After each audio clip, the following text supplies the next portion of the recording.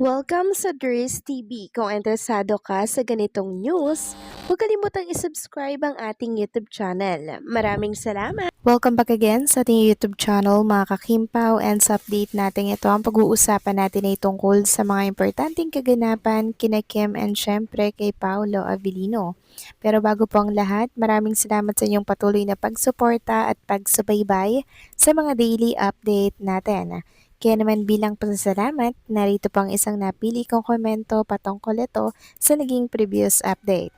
Mula ito kay Ginang Norma Dayag, sabi niya dito, MMJ, ikaw ay basher? What do you mean by that na nagkakagulo na sa kanya na walang anak si Gerald na womanizer? Buti nga at habang maaga ay inilayo na niya si Kimi sa mga taong di dapat sa kanya like Gerald at si Yan. Kaya God is very good to Kimi before it's too late. He makes a way to be separated with these two person who betrayed her. God bless KP, kaya ikaw MMJ, stop your nega comments. There's TV and Kimi, God bless us all, especially to Kimi, Pao, and Aki. Maraming salamat po sa inyong komento, Ginang Norma Dayag. So, hiyaan nyo na lamang po yung mga nababasa nyo dito sa comment section ko or sa social media. Hayaan na lang po natin yan. Basta ang importante dito, alam naman natin ang ginagawa pong sakripisyo ni Paulo for Chinita Princess. Ganon din po sa ginagawa ni Chinita Princess for Paula Avellino. Sila lamang po nagkakaintindihan ng mga nangyayari po sa relationship nila, sa magiging standing ng bawat isa sa kanila.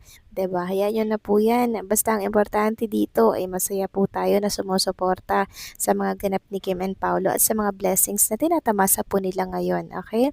Huwag na po tayong magpaka-stress sa mga walang kwentang bagay. Diba? Mag-focus na lang tayo kay Kim and Paolo. So maraming salamat sa komento. Ginang Norma Daya. God bless at mabuhay kayo. So, eto na nga pag-usapan na natin mga kakimpa, mga topic po na nakalap natin sa update na to at unahin na nga nating talakayin ang tungkol dito sa isa pang napansin ng mga Kimpaw fans sa picture naman ni Chinita Princess na inilapag sa kanyang Instagram account. So, makikita kasi dito mga kakimpaw, yung tote bag or ano ba to, shoulder bag ni Chinita Princess. Diyan po sa table nakalagay mga kakimpaw. And then, di ba may picture din si Paolo Avellino, mga kakimpaw, na kung saan ay naglalakad po siya. Tapos may bit-bit siyang shoulder bag. So, ayan po yun mga kakimpaw, kakulay na kakulay nung nasa table ni Chinita Princess. Ibig sabihin, sila pong dalawa ni Paolo ang magkasama na nag-coffee or kumain dito sa isang restaurant dito po sa Paris, France. Ibig sabihin, ang daming ganap na hindi po na i-share ni Chinita Princess dito sa Paris. Yung mga moment na magka-date sila ni Paolo, di ba? Hindi po nila yun pinapublic. Bali, pag i-upload nila sa social media mga kakimpaw or sa publiko, separate silang mag-upload. Pero tayo mga kimpaw fans na lagi po nakatutok sa kanilang dalawa, alam na po natin na silang dalawa lang naman ang magkasama dito. And parang pinag-guess niya or nila tayo na bahala na kayong humula dyan, palinawan na lang mata, patalinuhan na lamang, 'di ba? Sabi nga dito, now ko lang napansin itong si Pau ng mabuti. Palitan sila mag-pick. Bakit yung bag ni Pau na dala ay na kay Kim? Kilig lang ako. Ayan mga kakimpaw, 'di ba?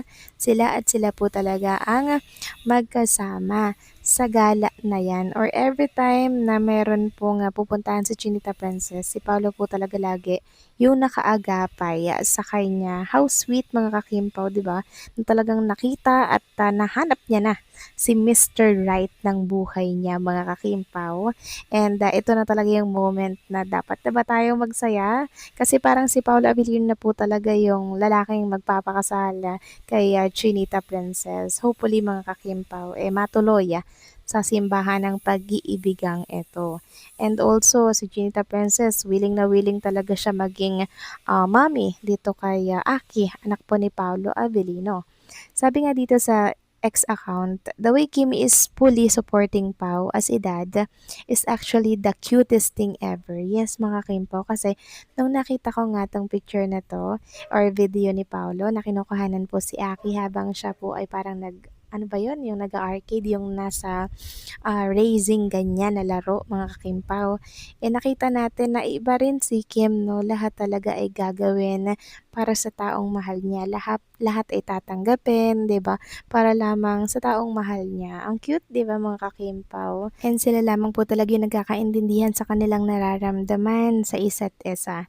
Samantalang next topic naman, pag-usapan naman natin mga kakimpaw tungkol dito sa noontime show na kinabibilangan po ni Chinita Princess, Vice Ganda, and Darren at mga co-host niya po, no? Walang iba kundi ang It's Showtime na kung saan ay hinihingi po mga kakimpaw ng dasal at protection itong Showtime. Sabi nga dito, Lord, please protect its Showtime host all costs. Kasi nga po binabati ko sila mga kakimpaw ng mga viewers at mga netizen dahil po doon sa biro nitong si Vice Ganda na nagbiro daw si Vice Ganda noong You're Under Attack na nangyari po sa Senado nitong nakaraan. Yung shooting incident mga kakimpaw na kung saan na ginawa pong biro ni Vice Ganda. Kaya sabi ng mga netizen, dapat daw ay mag-public apology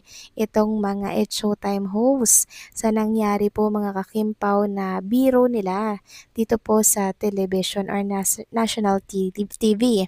Sabi nga dito, mainit na pinag-uusapan online sina Vice Ganda, Kim Chiu at Ann Curtis matapos ang kanilang mga naging pahayag kaugnay sa mga nangyayari sa bansa. May ilang netizen ang bumabatikos at nananawagan na umano'y dapat silang maglabas ng public apology.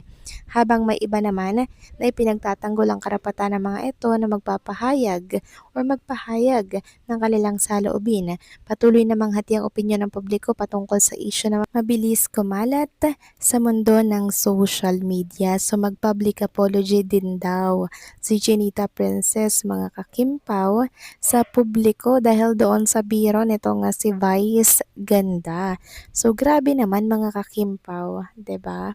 Sabi kasi dito, Lord please protect its Showtime host. Ibig sabihin, pinagmamakaawa po itong mga noontime host po ng It's Showtime na protektahan na ang mga ito kasi once nga naman na magkaroon na naman po ng violation itong It's Showtime, possible na masuspindi na naman po ito, 'di ba? Kaya hinihingi po nila ng protection at dasal itong programang It's Showtime na kinabibilangan po ni Chinita Princess. Kasi hindi nga naman po biro na masuspende ng 2 linggo, 1 linggo. Kasi nga daw po mga kakimpaw, nag-cause po ata ng parang trauma.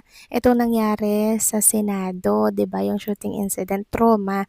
Kung baga ipinagtatawanan daw po ni Vice Ganda yung nangyaring insidente dito po sa Senado na kung saan ay nag-cause nga ng trauma sa ibang mga netizen. Kaya sabi nila, dapat public apology ka at maging sensitive ka sa mga sinasabi at binibitawan mo sa mundo ng national television. Kayo ba mga kakimpaw, anong masasabi ninyo dito? Please comment down below.